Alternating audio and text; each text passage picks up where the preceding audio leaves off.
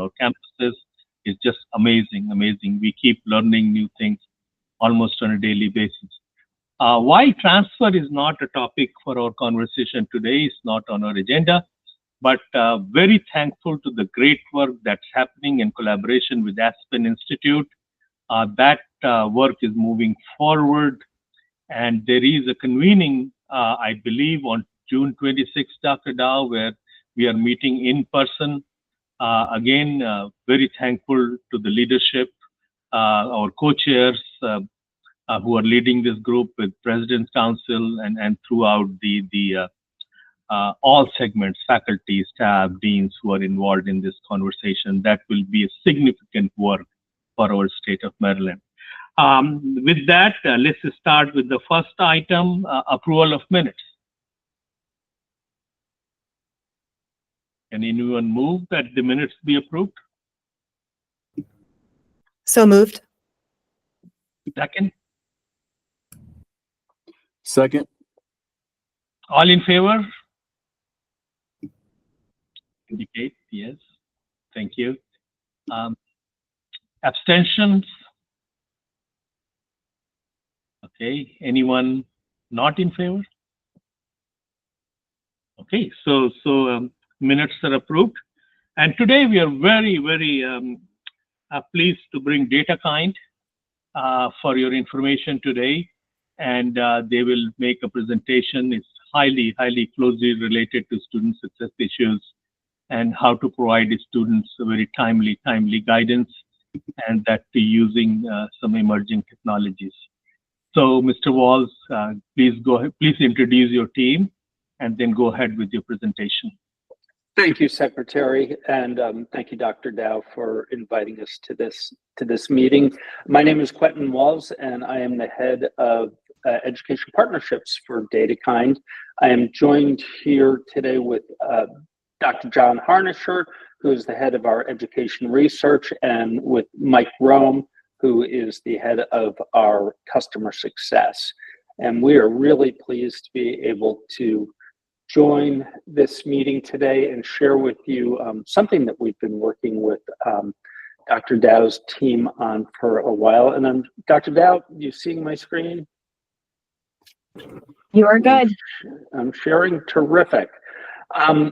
So just starting off at 30,000 feet, wanted to let you know that DataKind is a 501c3 nonprofit. We were founded in 2012, and we have a very simple mission, and that is to bring AI and data science capacity to the social sector, specifically post-secondary education. And today we wanted to tell you about a project that we started about 6 years ago that is focused on AI-enabled student advising. This journey started with a phone call that we got from the then provost of John Jay College for Criminal Justice in New York City.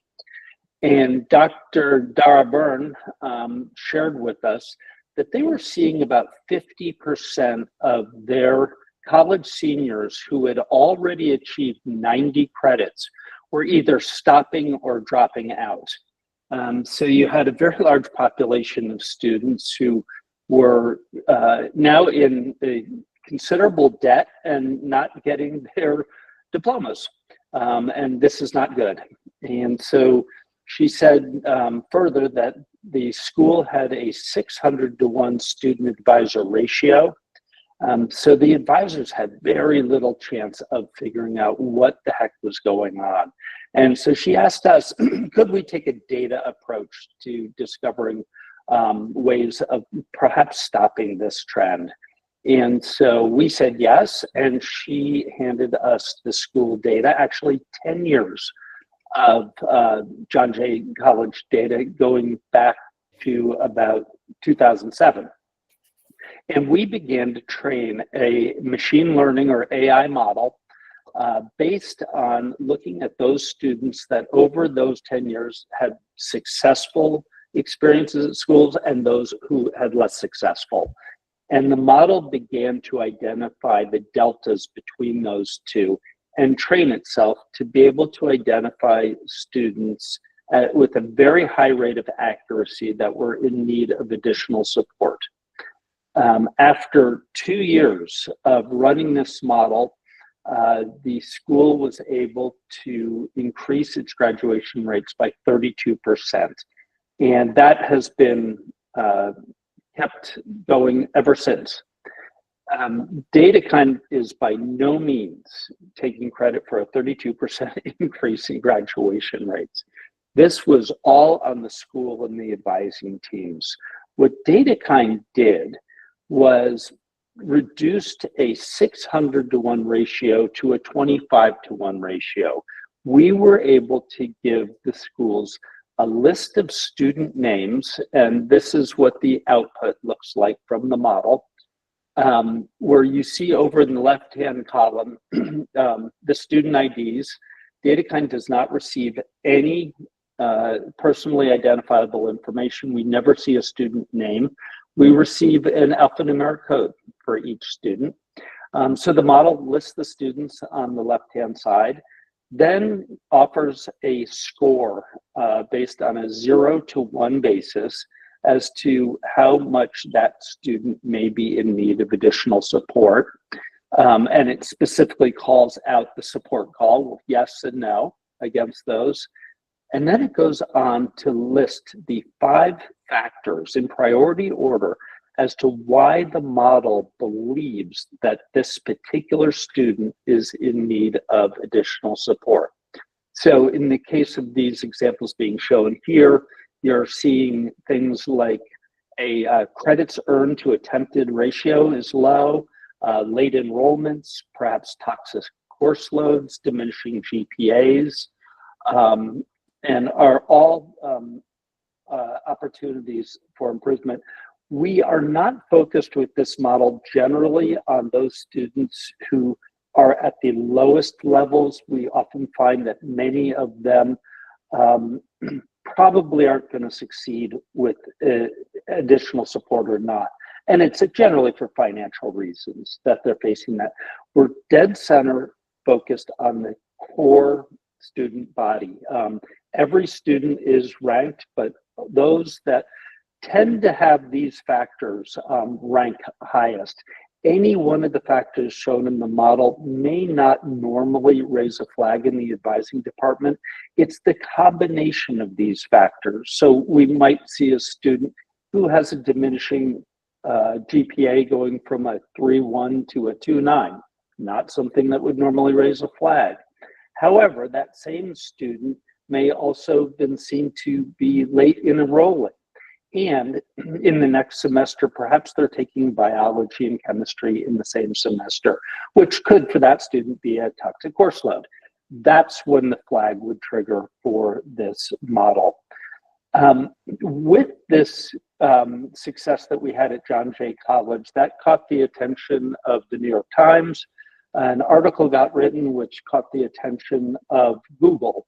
The search engine company, they have a philanthropic arm called google.org, and they came to us and said, what would it cost to get this model to 100 schools across the United States? And we gave them a price and they gave us a check. And that's what we're doing today. And that's why we're here in front of the Maryland higher ed system to offer this model for free to all the schools that are represented on this call today. For free for you, Google will be covering all the costs in doing this. And so lastly, what's in it for Maryland? One, we're looking to level the playing field for Maryland advisors and therefore students with customized AI models. Every single model is fully customized to the school based on your data. We do not pool any data between schools. We won't even do it necessarily within Maryland. And the example that I gave with John Jay was focused on graduation. We are now building 65 models across the country, and they are based on persistence, retention, graduation. Some community colleges have us looking at transfers. So it's really up to the school as to what the model focuses on. The next thing for Maryland is to deliver a unified and transparent view of all Maryland student success across a wide range of populations and campus settings. So lots of, we're looking to deliver to the state somewhere between 15 and 18 models. And think about it, if these models could be built for large urban universities like the University of Maryland to small rural colleges like Chesapeake, or MSIs like Montgomery, HBCUs like Morgan, it would be a very unique opportunity for the state and a very rare opportunity to really have that unified view across all those different constituencies. And lastly, no cost to the school. And we'll be offering full customer support of the model for the next 2 years. A couple of notes to take into account. It is entirely secure. We never receive student names or personally identifiable information. Everything is de-identified on your side.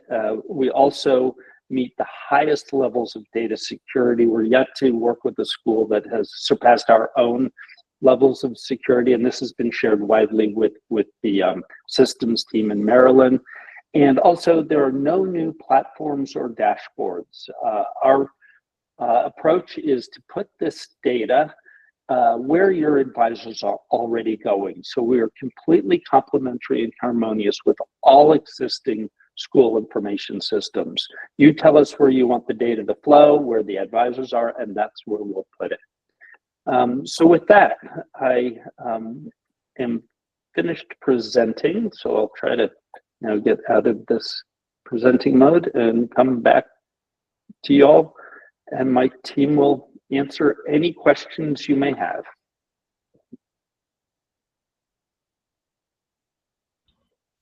Questions? I think Dr. Wren, and then Provost Gantz, and then Dr. Wilson. Hi. Again, anything that can help our students, we of course have some level of interest in. I of course have lots of concerns, and I don't have any of the people I need on this call to address those concerns, our data people, my advising people, any of those folks. So we're hopeful that this is a conversation starter right now. We're dealing with Google on lots of things too. And in the end, my question always is, what's in it for them?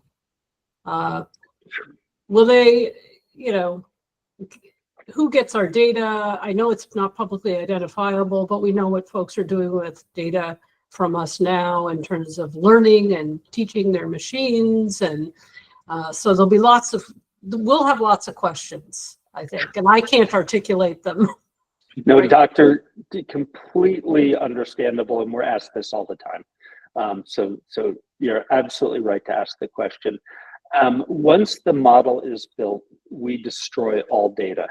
Absolutely nothing is shared with with Google, I'm sorry. And we will write that into the MOU, that's not possible. Google doesn't want the data. What they want is two things. One, to see students succeed. I suppose successful students become future consumers of Google products, so that's always a good thing. And honestly, they probably want a headline. Now, we will sign a confidentiality agreement with each school here. So we're not taking out any billboards with your school's name saying Google or DataKind's the greatest. The headline they're looking for is 100 schools. So that's really all they're interested in at this point, have successful models. Those schools, some schools have been through this process and are now having models come out. John Jay for one, University of Central Florida another, who are becoming public about the successes that they're having. But that's totally up to the school, not up to Google, not up to us. And as far as going forward, we will be having, I would assume, Dr. Dow, individual meetings with any interested schools and working through individual MOU contracting. with each of you to make sure we alleviate any of those concerns. Thank you. And Dr. Gant, then Dr. Wilson. Yes, I think I'm going to cede to my colleagues. Allison asked all the questions I was going to, so let's move on. Thank you. Dr. Wilson, good to see you.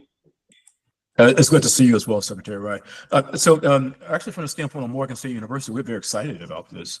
Quite frankly, I have conferred with my Senior Vice President for Enrollment and Management, Student Success. They've indicated that they have already been in conversation with you.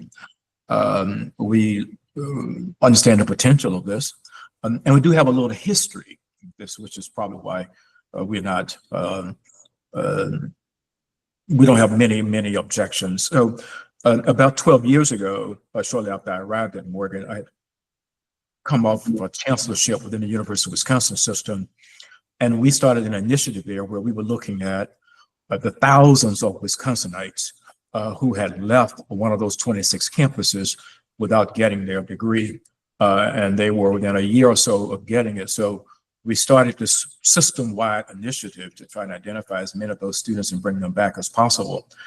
And it was successful to a great extent. So when I arrived here at Morgan, I borrowed a version of that.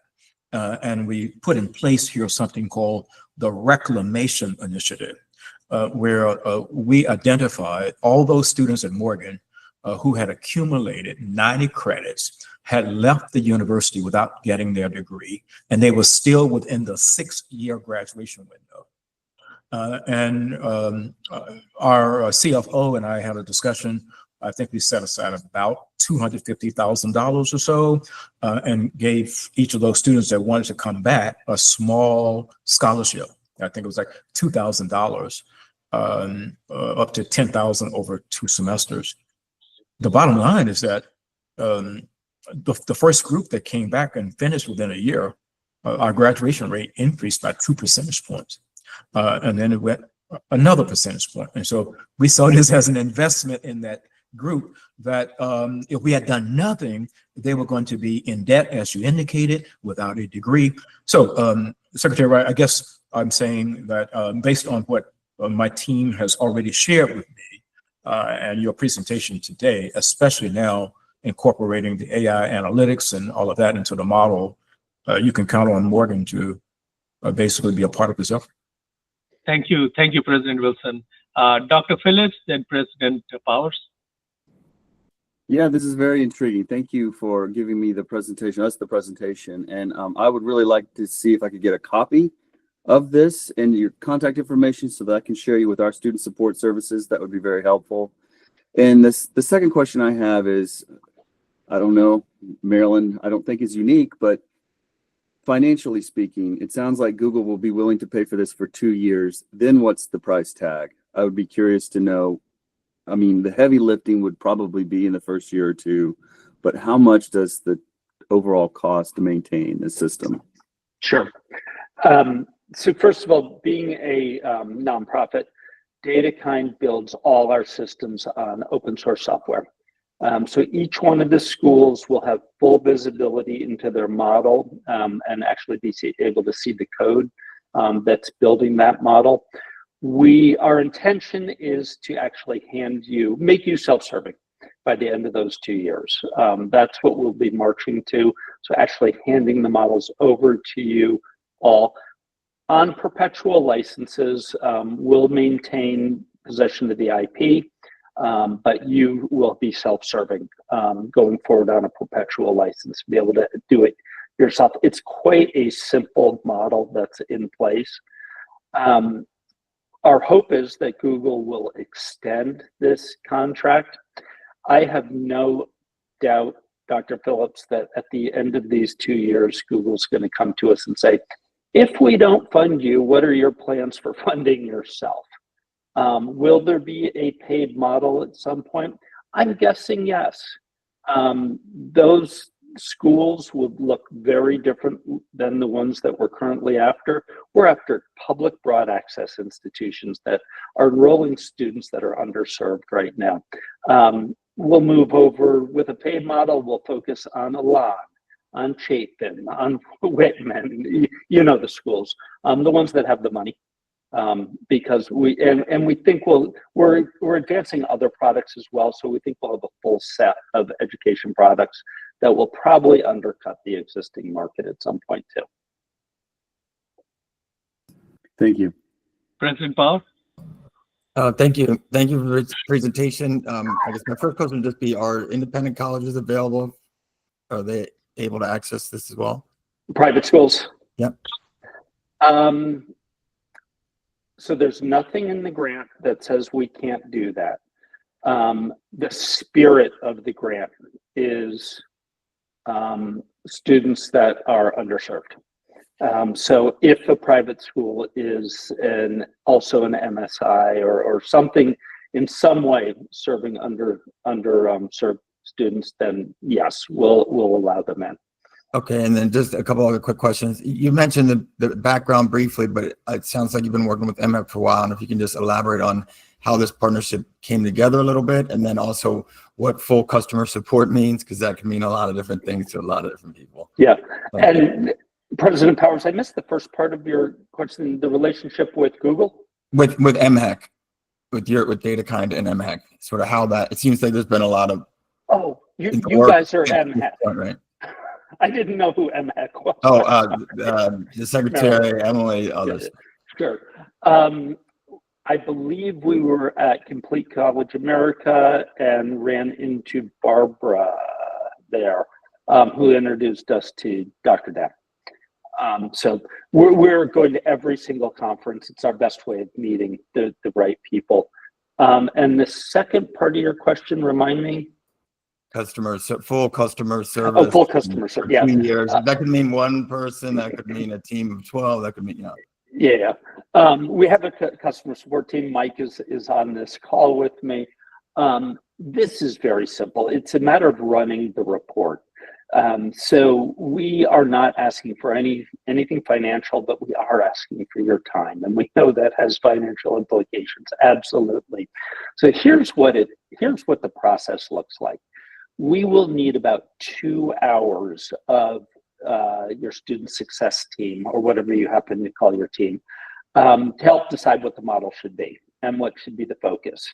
That will probably be whatever's waking them up in the middle of the night, or whatever you tell them it should be, right? So it'll be retention, it'll be persistence, graduate, wherever it is. Then we will upload your data. The majority of Maryland schools are on the National Student Clearinghouse's post-secondary data partnership. We have a partnership with them. We will, with your permission, extract the data directly out of the PDP. So there's no lift on your IR team's time. If you choose to go a second route, which is what we call our custom model, then we will need to take data out of your SIS system directly. We will need somewhere between 5 to 10 hours of IR time, depending on the shape of your data, to get that out. We will then run a model. We will bring that model back to the initial student success team, having done a run against the current student population, with a simple question: does this look like what you know about your current student body? AI sometimes can get it wrong. Hallucinate is the word people use. We'll make sure that's not happening. Just a side note, we use 0 demographic data in the development of any of these models. It's not helpful to the advisors. You cannot tell a student to change their demographics. However, we do use demographic data after the model is built to make sure that it's not over-indexing or misrepresenting certain segments of the population. If that's the case, we go back and we fix the model. What's ongoing support look like? Every semester or twice a year, whatever cadence you choose, we will run the model, meaning we will upload your current student data, run it through the model, and hand back the reports. That's support. It's really very simple. Your IR team or IT team will be able to do this in no time themselves. Thank you, Mr. Walls. Any other question? Again, thank you for your time. Oh, Dr. Dow. Thank you, Secretary Rye. I was just going to clarify next steps. So as it has been alluded, we will circulate information from DataKind right after this meeting, along with contact information. As segmental representatives, you please work with your campuses to figure out how to get this information to them. President Power, to your question, we are just, MHEC's role in this at this point is just to be supportive. This will be a campus DataKind relationship, and we're just here to be, again, a listening ear and supportive of this initiative in the context of student success and making sure there are some targeted initiatives. So those will be the next steps. Thank you, and I'll turn it back over to Secretary Ryan. And Mr. Walls, what is your timeline? Because I guess you have funding for 100 institutions. And if I heard you clearly, you said you have a space for 18 now. And this 18, all 18 are, I guess, available to Maryland institutions if they are interested, right? Correct. We need 35 more schools to reach the 100 mark. My team on the call today would really like to see this Maryland cohort come together. I think there's so much to learn for the rest of the country by doing this. We will let you know as we start approaching those last 18. It will be on a first come, first served basis. But as right now we're 35 away. When we get closer to the 18, we will start talking to Dr. Dow a lot about how we can get to and it's 15 to 18 we're hoping out of Maryland. Thank you for considering Maryland. I really appreciate that. We are really interested in student success, and we are certainly interested in equity in our student success. Princeton University has 5 advisors for 1 student. There is a community college just a few miles away from Princeton University where 1 advisor has 361 students. So using technology, using data, using AI, I think it can be helpful. And we really appreciate your interest in Maryland. Thank you very much. Secretary Wright, thank you. Thank you. Goodbye. Thank you. Bye-bye. Next 2 items, our Deputy Secretary, Elena Quiroz-Levanis. First will be federal policy landscape, and then second will be our state plan for higher education. Thank you, Mr. Secretary. Buenos dias, everyone. Good morning. It's great to see you all on this rainy Monday, but there's so much excitement underway, and really appreciated the presentation from DataKind. We're eager to see how those partnerships flourish, so please do keep us posted. Like Secretary mentioned, there are 2 agenda items that I have the privilege of presenting before you today. The first is on a federal policy update. As several of you know, things have been busy in DC since the change in administration. One of the things that we are doing under Secretary Rye's leadership is also making sure that we're plugged into the conversation, not just on how this impacts Maryland, but how this impacts other states across the country. And we are in constant communications with our counterparts in similar agencies across the US. To that end, I have asked a good friend and colleague, Tom Harnish from the State Higher Education Executive Officers to join us. SHEO stands for, like I just mentioned, State Higher Education Executive Office. There is also SHEOs, who are the State Higher Education Executive Officers, not to be confused, even though we use the same acronym to describe both. So Tom is a part of the national organization that supports SHEOs across the country. He has been bringing folks together every Thursday afternoon to talk about what's happening in DC, and so we invited him to present to the group today. So Tom, I'll turn it over to you in just a second. Also want to have a conversation with the Segmental Advisory Council about the way that we communicate these updates to the group.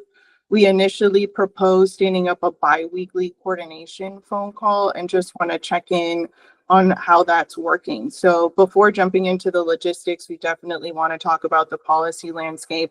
I know folks were busy this Saturday, several expressing and using their First Amendment rights to talk about how they're feeling with what's going on in DC, but I'm going to turn it over to the experts. So with that, Tom, if you're still with us, would love to turn it over to you. And again, thank you for joining. Well, thank you, Elena, and thank you, Mr. Secretary. Good to see you all again, and I appreciate the invitation on this soggy Monday in the DMV. I wish I could come to you with better news on the federal side, but unfortunately, the news kind of might match our weather for this morning. So with that, I'm going to see if it looks like I don't know if I'll be able to share my screen, but you can. okay. Let me just check here. Okay.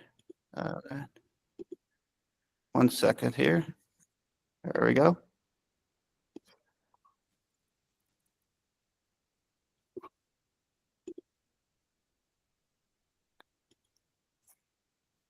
Okay. Just try one more time here. Oh, well, I can, I'll send along the PowerPoint afterwards if that's okay with you. But just want to run through some of the key issues that are going on in DC right now. I think the big one right now is the big beautiful bill, the reconciliation package. Of course, this is a separate process from the regular appropriations process that I'll talk about in the kind of the second half of my remarks. But with the big beautiful bill, there are a few key factors here that will affect higher education.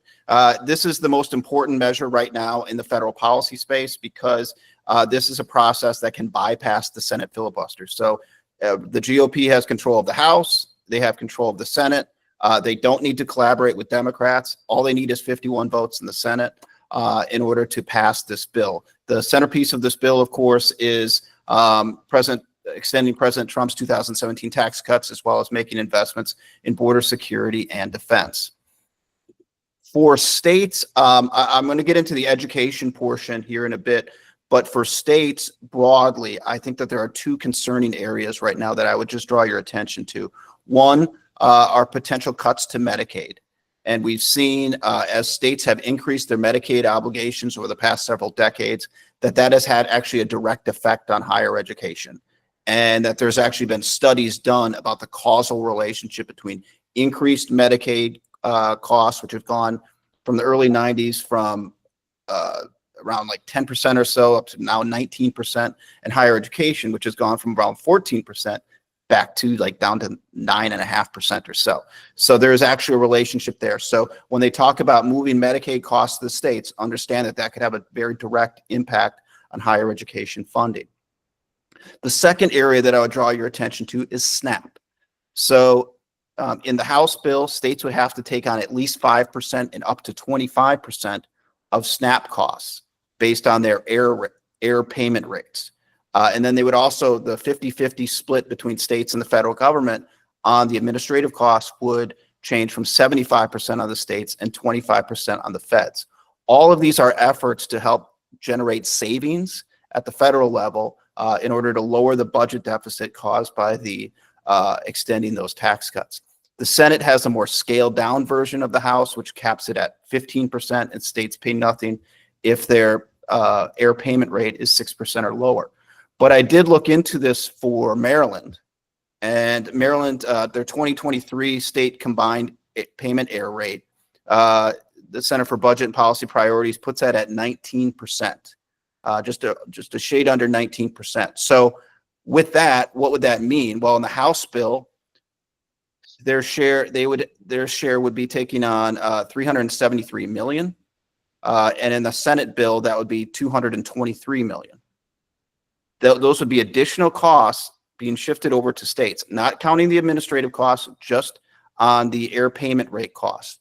So in putting that in the context of Maryland's budget for higher education that SHIO calculates every year, the House bill would be 10% of the higher ed budget. The Senate bill would be 7% of the budget. So That is very concerning for higher education, because higher education is a discretionary budget item in state budgets. It is the most sensitive to fluctuations in available funds. So we are watching that. To get into the education portions of the bill, I would say the key areas are Pell Grant, student loan repayment, accountability, and regulations. So I'm going to quick go through those. But for Pell Grants, both of these bills, the Senate and the House, include $10 billion to address the Pell Grant shortfall.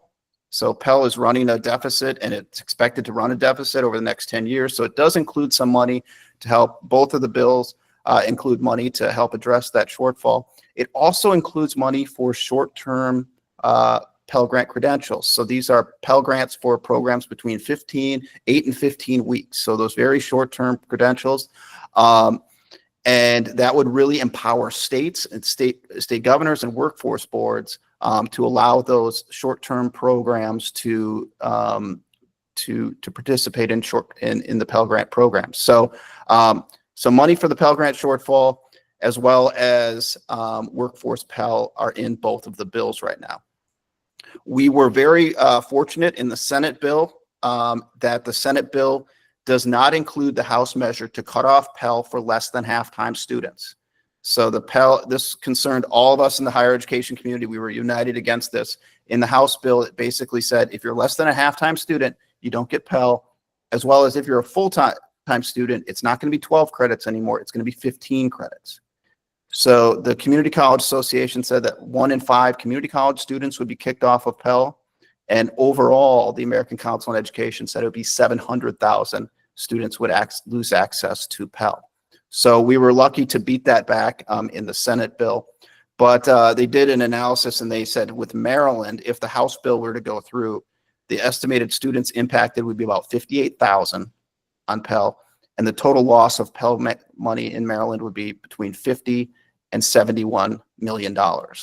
So this is real money for Maryland students, as well as in the House bill, not in the Senate bill. The House bill does include an estimated, they do eliminate subsidized student loans. So if you're an undergraduate student, your loans would be accruing while you're in college. In Maryland, that would affect almost 60,000 students with a total price tag over the lifetime of the recipients of nearly $300 million. So we were lucky to get some of those changes, some of those House provisions that were not in the Senate bill. But I do want to say that both the House and the Senate bill are live right now, and we'll want to push them to back away from some of the House provisions. Both of them end the Grad Plus program, as well as put caps on Parent Plus. There's some different details between the two, but those are the general directions. As far as student loan repayment goes, both of them are generally in the same direction on that they would wipe away the whole slate of student loan repayment programs that we have right now, phase those out, and say we have one standard repayment program and then one income-based repayment program. On accountability, this was very important for institutions. There are kind of two different directions that they're going. My personal feeling is that they're likely to go more in the Senate direction. But the Senate direction is basically what they would call gainful employment for all, or institutions programs do no harm. So this would end federal student loans for undergraduate degree programs where the majority of the graduates earn less than the median high school graduate in the state. It discontinues federal loans for graduate programs where the majority of students earn less than a median bachelor's degree recipient in the same field in the same state. So this is sort of along the lines of provisions that they've wanted to include in regulations for-profit colleges over the past decade. So this would apply to all institutions. On the House side, they have a very complicated risk-sharing formula where institutions would be on the hook for a share of the unpaid student loan balance.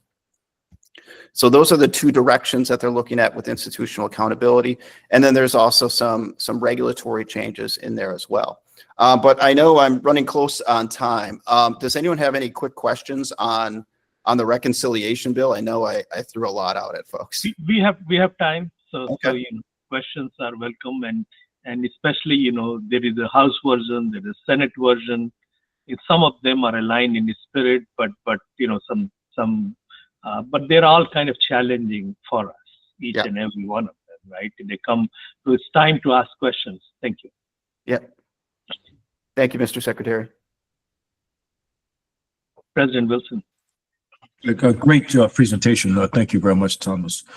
I guess my question is, are you picking up any kind of alarm and concern about the use of Pell to support certificates from non-certified entities? Right. And whether unintended consequences almost overnight will be tremendous abuse and imbuing students with worthless certificates.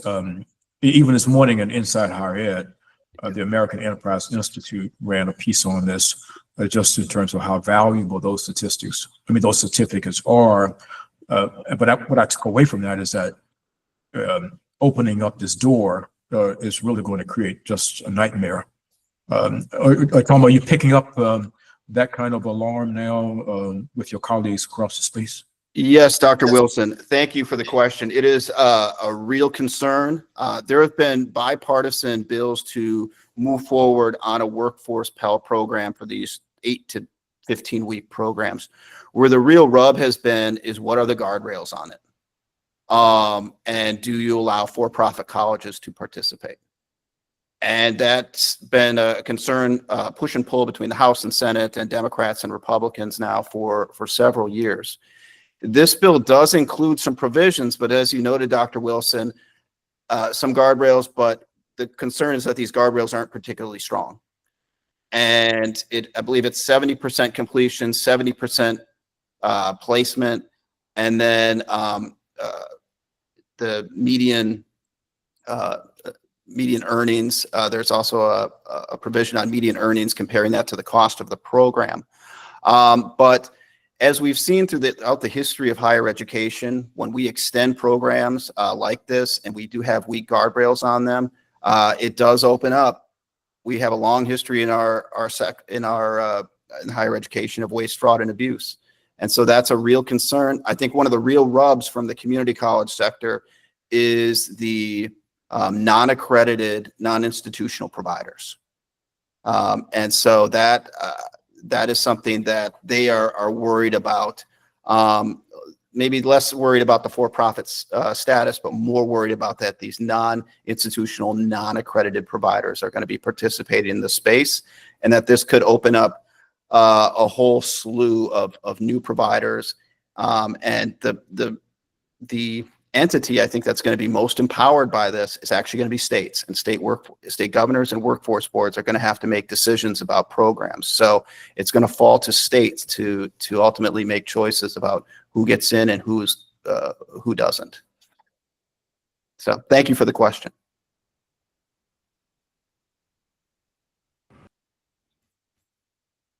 Are there any other questions for Tom? And I agree, that's a really helpful question. And Tom, as Vice President of Government Relations, I feel like there is so much that you could speak to, but even that is slightly now delving into like academic and institutional policy. And I'll just mention that we have been talking about some of that here in Maryland, and also who has access to state financial aid, as well as another lever that we're looking at. So fortunately, we are a strong program and institutional review state with quite a significant amount of authority given to various agencies to help protect consumers and students. Yep.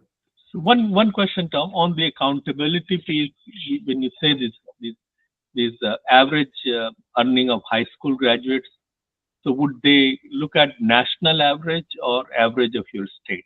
I believe it's in your state. Yep. So it's median high school graduate in the same state. Yep. So. Thank you. Yep. And Elena, I'm happy to talk about FY26 or other matters too, but I just wanted to really hone in on reconciliation, because it is probably it's the elephant in the room right now with higher education. President Wilson. Okay, I just had a quick question. Do you know who perhaps the person is within this administration that is driving the higher ed policy. I mean, who is that? Because it's certainly not the secretary. And so who's the House, the Senate, and even the president? Right. Who are they listening to? Right. Great question. I think on the House side, it's being driven by the House Education and Workforce Committee. So it's Chairman Tim Walberg and the team there, as well as, Virginia Fox was head of the committee for the past several years. So I think she is also another one who's driving the effort in the House, just because they have such the expertise and they've held the hearings and the like. So I think that's who's leading it on the House side. On the Senate side, it's Senator Cassidy, and he's had some of these ideas floating around in different bills for a number of years right now. So I would say that he and other members there's other members of the GOP that are pushing these measures on accountability and such. And the White House, it's a great question. I would say that a lot, or I should say in the Trump administration, I would say that a lot of it's being driven by the White House, but it depends on the policy and which area that you're looking at, whether it's international students, the issues that they have with Harvard. But if it's more specialized areas, it's probably be driven by the Department of Education. So, but I would say that OMB does have a lot of power, and I think they have, particularly when we talk about FY26 and they want to zero out a lot of those programs, I think that's being driven by the team over at the White House.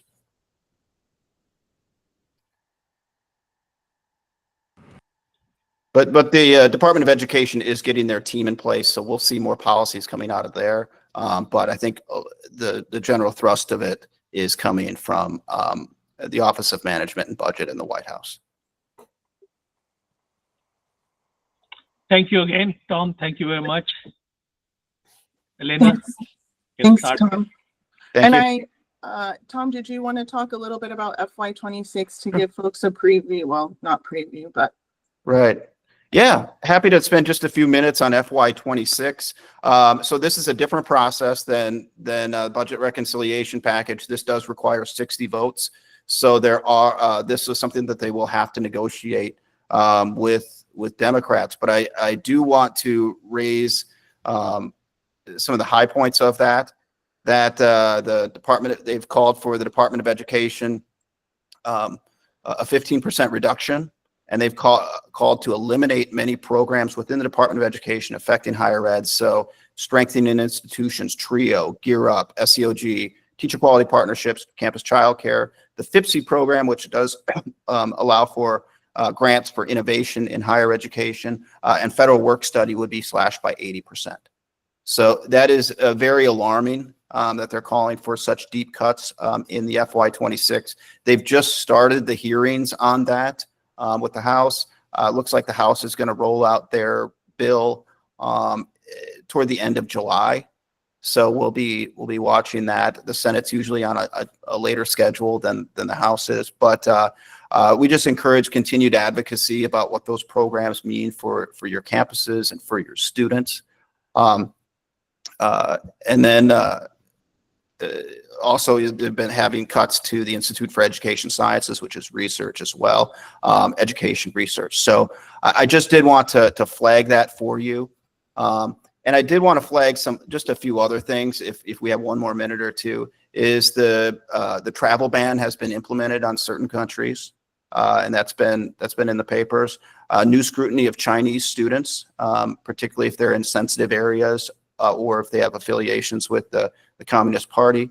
New pauses on student visas, so they can check out the social media of some of these students, as well as, and I do want to just highlight this one, there is a new lawsuit coming that was just filed the other day in Tennessee that is challenging the status of Hispanic serving institutions. So Hispanic serving institutions by federal law are at least 25% Hispanic students. And this is basically challenging the fundamental constitutionality of that. And that could, if that goes all the way to the Supreme Court, and I personally think that it will go there eventually, that could have really wide-ranging effects on on the designations, not just for Hispanic serving institutions, but for other minority serving institutions in higher education. So just wanted to flag that and put that on your radar. Thank you, Tom. The news didn't get better, but I did think it was important for folks to have a sense of what is happening. And I agree with you about the latest challenge in Tennessee. And it's actually going to be interesting to see how red states with large percentages of HSIs, and I think of places like Texas and Florida, will respond to something like that. But I see that President Wilson, you have your hand up. Go ahead. Yeah, we've been watching this as well, and here's sort of what we're picking up from this, and I just want to see if it can be validated with you, Tom. That HSIs, predominantly Black institutions, PBIs, that those institutions have some kind of numerical attachment to what makes them that. Right. Whereas HBCUs are HBCUs. Right. And there is no institution that can become an HBCU, even if you enroll 90% Black students. That's correct. So therefore, we've never had these percentages. And what we are picking up is that we are not the target. We would not be the target of that particular lawsuit because of that. Yeah, that's that's my understanding of it, Dr. Wilson, is that if it's based on a percentage, and I think the what they would call the constitutional dilemma is if you're an institution that wants to become an HSI and you want to enroll more Hispanic serving institution, you want to enroll more Hispanic students, the Constitution and the ruling a few years ago basically said, hey, you can't do affirmative action anymore. You can't do race-based admissions. So they're saying, hey, puts us in a dilemma, and that they're using that as the vehicle to challenge the underlying constitutionality of the Hispanic serving institutions. So I don't think it would be as targeted as at HBCUs, because as you said, that is the historical designation. It's not based on numerics. And we'll have to see. It'll be see where all this lands, but that's just my general understanding. So it seems that they're trying to connect this percentage.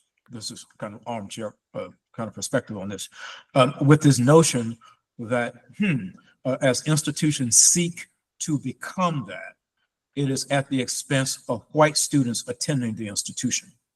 And so therefore, if there's a financial advantage, a federal financial advantage to an institution that, let's say, is at the 26% level, and it needs to go to 30% before it can become an HSI, but then, just their thinking, it seems, is that that institution would then deny white students an opportunity to attend in order to increase their percentage of Hispanic students in order to get the federal support.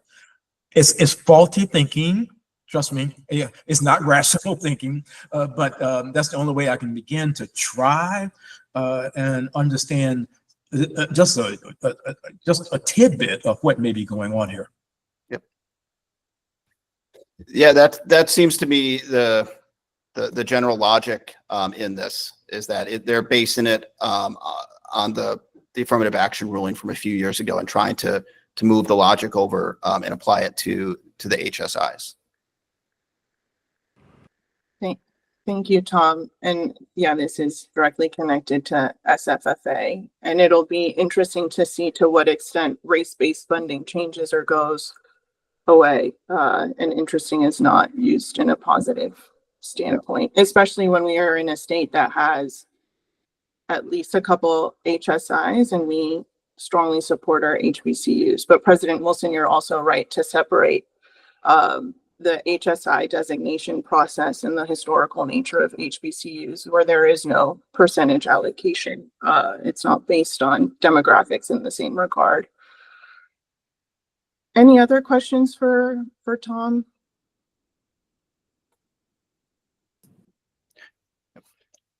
Just thanks, Tom, very much for the update.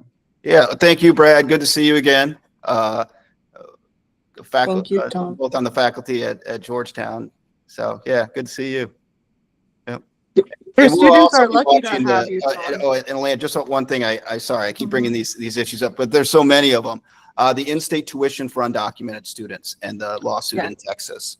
We're watching that to see if Texas just decided to agree with the administration and take down their policy. But I think that if they go after blue states on that, that will be met with an immediate lawsuit. So we'll see what's next on that front. That's right. And we're, I do want to acknowledge our general counsel, Kimberly Ward, who gets emails from me at all hours of the night. And I ask her, does this have legs? And she often reminds me that we are in a blue state with an incredibly supportive attorney general, but that these things are pending, right? Like there's a lot of things that are going on. So I do really just want to acknowledge our general counsel. We are a state that does have in-state tuition for our undocumented students. We also have a MISFA, so we have an alternative application form. So Tom, also happy if you ever need any information on like our state dynamics to share more, because we're quite proud of that fact and that we are inclusive in our state. I'll just add that we allow out-of-state students who are in the military to get in-state rates as well. So, I mean, just to point that out.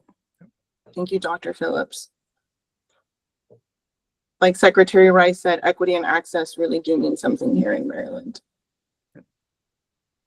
If there are no other questions for Tom, thank you so, like on behalf of everyone on this call, thank you for all that you're doing and just keeping us informed, not just here in Maryland, but everyone across the country. I can only imagine how busy your calendar is. So thank you, thank you, thank you. Gracias. Thank you. All right. Thank you, everyone. Thank you, everyone.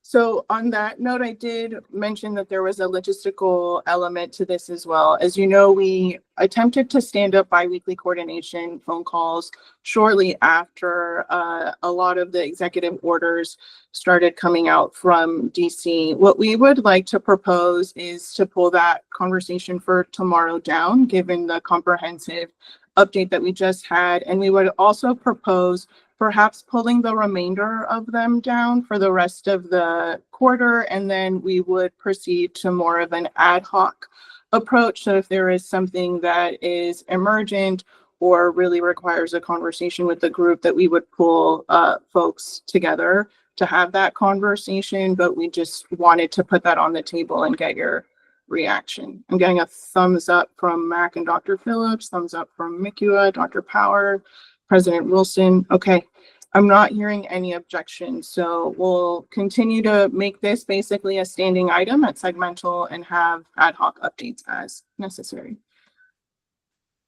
If it's okay with you, Mr. Secretary, I'll go ahead and move on to the next item. Yes, move on. And for these federal updates, I think how we utilize segmental meeting today, I think that's also a good way to communicate some of these things. And bringing Tom was very, very helpful. Thank you for doing it. Of course. And I will maybe just ask Tom to add the future meetings to his calendar, because I think he's a great addition, and he's just, I can't speak highly enough of Tom, having worked with him for such a long time now. Okay, so moving on to the state plan. I don't have slides for this, so I'll be brief. We'll provide a formal update at the upcoming commission meeting in a couple of weeks, but we did just want to let you know about what we've been up to since the last update at the previous commission meeting, not the May one, but the one before that. Since then, we have initiated initial stakeholder meetings, and we've had the opportunity to meet with different organizations, philanthropic organizations, trade organizations. We've had a chance to meet with the folks at the ABLE Foundation. We had a chance to meet with folks at the Maryland Business Roundtable for Education. We'll be meeting with Trade Point Atlantic and others, which has been really exciting. And those conversations are really about creating a feedback loop between MHAC and external partners as we develop the state plan for higher education, but then also work to implement it after it's been adopted by the commission. It's really important for us as an agency to have these partnership with our external stakeholders, but also give them an opportunity to give direct input into the state plan, give it that it is for the entire state of Maryland. It's also an opportunity for us to let folks know what we do as an agency. In some cases, they might be more familiar with MSCE or with the General Assembly. So it's been really great to let them know about Secretary Rye and the work that's happening under his leadership. We have also hired a consultant to support with this initial round of work. We will be having our meet and greet with this individual this week. So they were just brought on board through the procurement process. And I do want to thank our colleagues at DGS and our team here, Shirlita Lee and Sam and others, for their support. It's really helpful to have that additional capacity as we move forward with this initial phase. The third update that I wanted to provide, and this will be my final update before I move on to Dr. Dow, is that we have also moved towards the formation of a steering committee. So for this state plan, in addition to having the stakeholder meetings, we will have a steering committee of about 30 individuals. And that number is incredibly high because we want to make sure that all of our partners are represented. And so this not only includes representatives from all of the segments that are represented here, but along with our partners in the field. So like I've mentioned in the past, community-based organizations, industry partners, philanthropy, and other sister agencies in the executive branch will also serve on the steering committee to make sure that we really have a plan that is comprehensive and cohesive. So that steering committee will come together in July. They're being asked to meet on a monthly basis. And again, it's about 30 individuals from the campuses. Like I said, we have representation from all of the segments here. And we also have representation across, I would say, the organization. So we have presidents joining us. We also have administrators joining us, and we will also have student voices as part of the steering committee, again, with the goal of being representative of everybody who will be not only designing, but implementing the plan. So I'll stop there and see if there are any questions. Dr. Phillips. Yes, I would be curious to see a list of those individuals that are representing at least my segment of higher education and how we can help get that information passed to us. Will do. I can go ahead and commit to sending it to the Segmental Advisory Council once it's fully formed. And we've gotten all of the yeses. We're still working our way through. I will say that we did try to follow a communication protocol where if we were inviting, for example, like a chief academic officer or someone who wasn't directly the president, we wanted to get their go ahead first. So we're now in that second phase of, but let me go ahead and send you those invites ahead of the first meeting, or sorry, the names of the steering committee members. I'm happy to do that. President Power. Just to sort of echo and ditto Brad's point, I guess the other piece, the obvious piece for us would be, you know, we can be helpful in those sorts of things and streamlining it for you and getting you folks who we know would be interested in doing as opposed or more or less likely. So just in the future, maybe moving forward, certainly I think this would be a good forum and a good use of the folks and roles that you have on here to help sort of facilitate rounding something like that out. Perfect. Thank you. Appreciate that. And what we'll also do is to make sure that everyone in this group is aware is just like the federal policy, we're going to make this a standing update. So we'll continue to bring substantive updates around the state plan and its development to this group moving forward as well. If there are no other questions, I'm happy to pass it over to Secretary Rye to introduce or Assistant Secretary Dow or directly to Dr. Dow. Dr. Dow. Go ahead, Dr. Dow. Great, thank you. My update is very short. It's just a friendly reminder that we've sent a request to the campuses regarding, actually we sent a request to segments to send a request to the campuses regarding the athletic complaint report. It is due July 1st, but we leave the survey open a little bit later in that, knowing that it's the holiday week. We subsequently, MHEC is required to submit a subsequent report by August 1st. So it is a fairly quick turnaround, and just want to do a friendly plug and reminder to please have your campuses report. We try to do a, hey, we haven't heard from you. We do that once. But if we don't hear back, then we do report a non-compliance. So just want to make sure you're all aware of that athletics complaint reporting requirement. That is my only update. Thank you. Thank you, Dr. Dow. Now we are at member updates, and this goes on volunteer basis. Whoever wants to start first. Member updates. I'll go very fast, Mr. Secretary, because we do not have any updates other than just getting through the commencement process of graduation. So thank you. Thank you.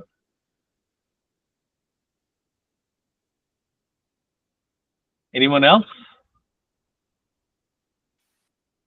We too are making our way forward after commencement.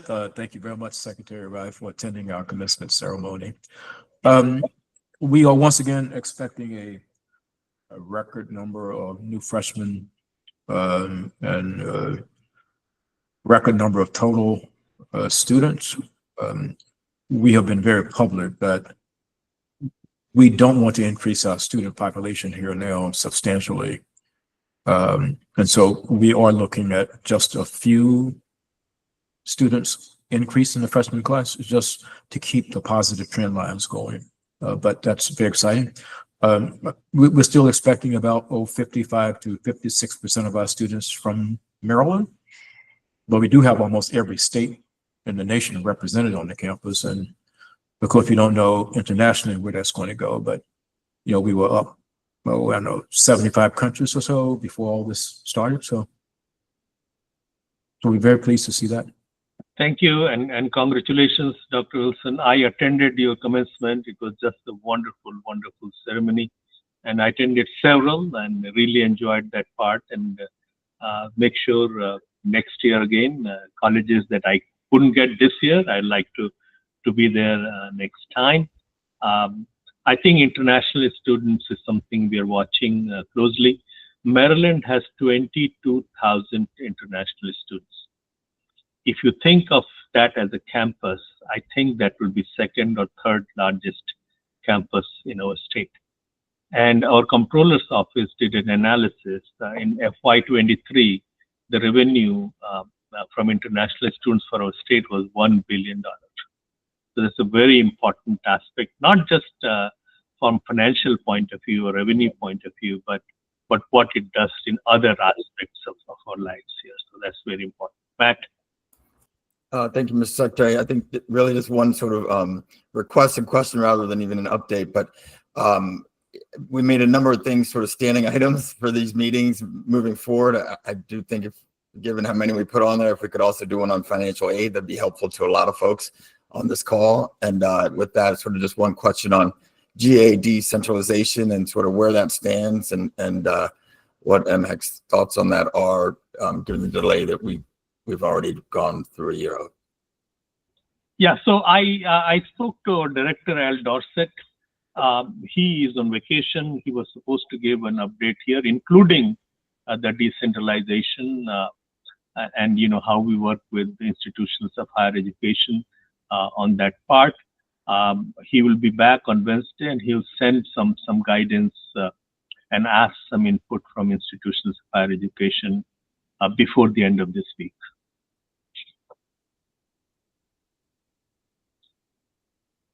So question will be for higher education. Last year, some of our institutions were not ready to do that. And this year, what the status is, a lot of system integration, a lot of technology issues were there. And then, what type of guidance, how the process will work if we go to decentralization this year, he will provide those directions. So MHEC does not have a position yet on whether they intend to move forward with decentralization this year or not? So I think that the law says that we have to do it, right? So, but we also last year we saw that some institutions were not ready. So we want to make sure that when we do it in a way so that the students are not impacted. So we want to assess that readiness and also the guidance. If it's decentralized, what does it mean? How would it work? eligibility, cap on, there are a lot of things, technical things that they will work with your colleagues on financial aid on campuses, and they will have something before the end of this week. They are very busy awarding scholarships. As you know, they had to do the centralized one, so they had to make a lot of changes. And they told me that the priority is to get the funds out to students as much as possible, as quickly as possible. So they're very busy with that part right now. President Wilson. So it might be a good idea to maybe have a presentation on Title IX. I mean, across all sectors, across public and private, there's so much movement in this space, and EOs coming out and laws, and how's that impacting the way we carry out our Title IX policies on the campus? So there might be an opportunity for impact with the AG's office to kind of make sure that all of higher ed is kind of understanding this space. I mean, for example, we have, as all campuses, a critical mass of LGBTQT students, and how those students being impacted. What is it a university should be doing? We are just trying to find our way. So Secretary Wright, that might be a good topic to make sure that we're all starting from the same place. Absolutely. We'll do that. We'll work with AG's office and we'll bring something forward. Thank you for asking. Any other question? Any other update? Dr. Dow? If I can, as a just point of privilege, knowing that it's not on the agenda, I also just want to remind the group that we are in collaboration with Department of Health putting on what I would call a technical assistance convening regarding access to emergency contraception. As some of you might remember, there were bills passed in 2023 and 2024 that require public institutions to do all sorts of different things, including having vending machines and resources and all sorts of information about reproductive health. There are differences in what the community colleges are required to have versus what the public 4 years are supposed to have. In fact, the community colleges are supposed to report. So we are preparing guidance on what that report should look like for this first year. We are going to encourage 4 years to also report because we will likely get questions about the implementation of both bills. So there's an upcoming convening, again, in collaboration with Department of Health and 2 national organizations to provide technical assistance to all campuses. So we extend that invitation to our private and independent institutions. They're welcome to join in to have that technical assistance and get a variety of information and collaboration from their colleagues on that front. So please do circulate that. The convening is scheduled for the end of June. And if you need more information, please let me know. We'll send one more mass announcement sometime this week for final registration. Thank you. Thank you very much. We will entertain a motion for adjournment. So moved. Second. All in favor? Abstention? None? Thank you very much. The meeting is adjourned. Thank you very much. Thank you.